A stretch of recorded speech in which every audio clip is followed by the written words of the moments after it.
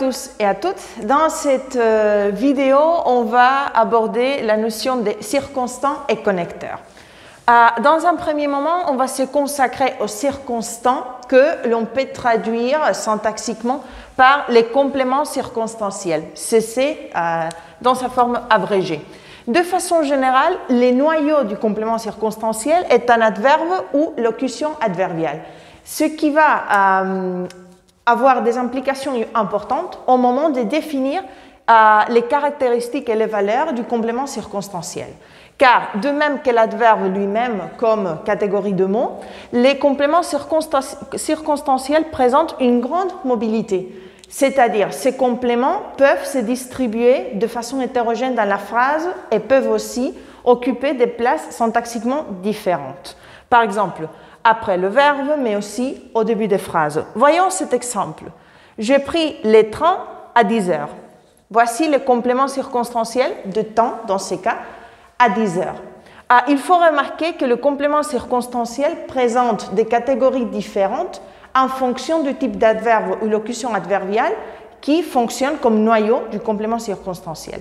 Dans ces cas, c'est de temps à 10 heures, mais ce complément circonstanciel peut aussi être détaché en début de phrase. Par exemple, à 10 heures, je pris les trains. Voilà. À 10 heures, je pris les trains. Voici les compléments circonstanciels de temps. On l'a disposé en début de phrase, mais on n'a fait aucun autre changement. Mais à part la mobilité, les compléments circonstanciels présentent une deuxième caractéristique, la récursivité, que l'on a vu déjà pour d'autres composants de la phrase, comme les syntagmes nominales. C'est-à-dire la capacité qu'il donne à la phrase d'ajouter des informations différentes avec peu de changements dans celle-ci. Dans ce sens, les différentes typologies des compléments circonstanciels sont très intéressantes parce que, à part un complément circonstanciel de temps, on peut aussi ajouter un complément circonstanciel de lieu. Par exemple, à 10 heures, à Lyon, je pris les trains. On constate le même complément circonstanciel de temps, un complément circonstanciel des lieux à Lyon et aucun changement dans la phrase de départ. Je pris le train.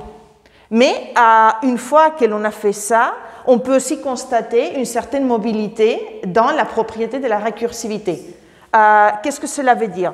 On peut aussi placer ce complément circonstanciel des lieux à la fin, où était au début le complément circonstanciel de temps. À 10 heures, je pris les trains à Lyon. Prenons un autre exemple. À 10 heures, à Lyon, je pris les trains.